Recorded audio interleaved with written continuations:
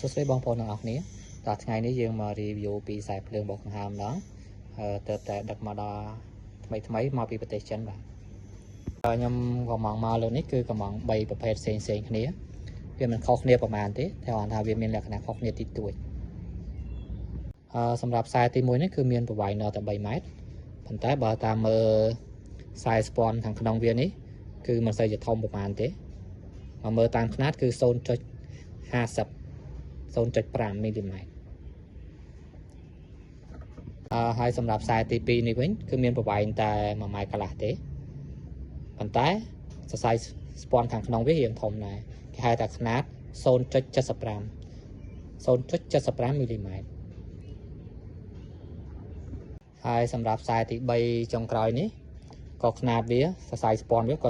0.75 មីលីម៉ែត្រដែរតែគាត់ថាវាបានរៀងវែងតិចដែរគឺ2ម៉ែត្រ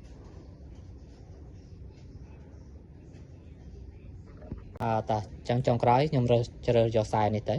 ຂະຫນាត 0.15 មីលីម៉ែត្រហើយប្រវែងវា2ម៉ែត្រគឺវាល្មមហើយប៉ុណ្ណឹងក្នុងការតទៅខ្សែកង្ហាររបស់យើង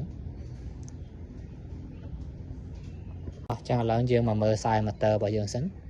ខ្សែម៉ូទ័ររបស់យើងមកនេះគឺមាន4សរសៃ3សរសៃជាខ្សែលេខឬមកក៏ល្បឿនហ្នឹងហើយមួយខ្សែទៀតទុកតមកខ្សែភ្លើងមានខៀវសហើយនិងក្រហមអានេះខ្មៅអ្នកខ្សែភ្លើងរបស់យើងវិញមាន2ពណ៌មួយគឺពណ៌ត្នោតហើយមួយទៀតនេះវិញគឺពណ៌ខៀវឥឡូវយើងតមកខ្សែលេខហើយមានលេខ1ពណ៌ខៀវលេខ2ពណ៌សហើយលេខ3ពណ៌ក្រហម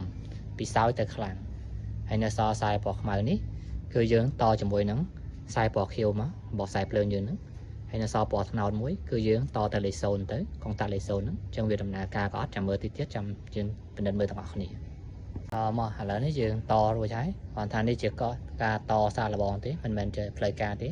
ញ្ចឹងខ្ញុំអត់ទាន់សារសំណចូល 100% ទេអញ្ចឹងយើងមកមើលខ្សែយើងម្ដងទៀត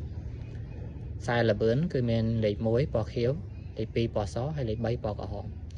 ហើយពណ៌ត្នោតនេះវិញគឺតចូលលេខ0ទៅហើយនៅសល់ពណ៌ខៀវរបស់ខ្សែភ្លើងយើងនេះតជាមួយពណ៌ខ្មៅរបស់ម៉ូទ័រទៅបាទឥឡូវចាំមើលយើងមកតេស្តវាមើលថាវាដើរឬមើលក៏អត់បាទមកឥឡូវយើងតខ្សែភ្លើងហើយ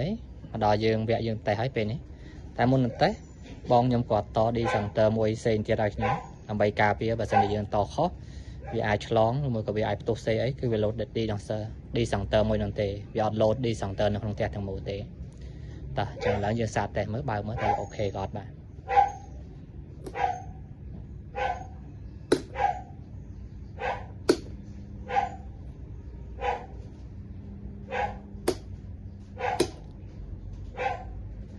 អូខេយើងឃើញថាវាដំណើរការធម្មតាហើយដូច្នេះការតខ្សែភ្លើងការតេស្តនេះគឺបានបញ្ចប់ត្រឹមប៉ុណ្្នឹងឯងបាទនៅពេលក្រោយទៀតបើសិនជាអីវ៉ាន់មកបន្តទៀតខ្ញុំនឹងធ្វើ review បន្តតាមមិនទៀតបាទអរគុណច្រើនជួបគ្នានៅវីដេអូក្រោយហើយខ្ញុំភ្លេចចំណុចចុងក្រោយគេនោះគឺតម្លៃខ្សែភ្លើងនេះទិញមកពីចិនតម្លៃដើមវាតែ3កាក់ទៅ5កាក់ទេចន្លោះនឹងឯងហើយសម្រាប់ថ្លៃដឹករបស់ពួកវាវិញគឺអាចចន្លោះពី5កាក់ទៅ1រៀលចឹងតម្លៃខ្សែភ្លើងនេះតម្រាំតែមកខ្មែរគឺចន្លោះពី1រៀលទៅ1រៀល5កាក់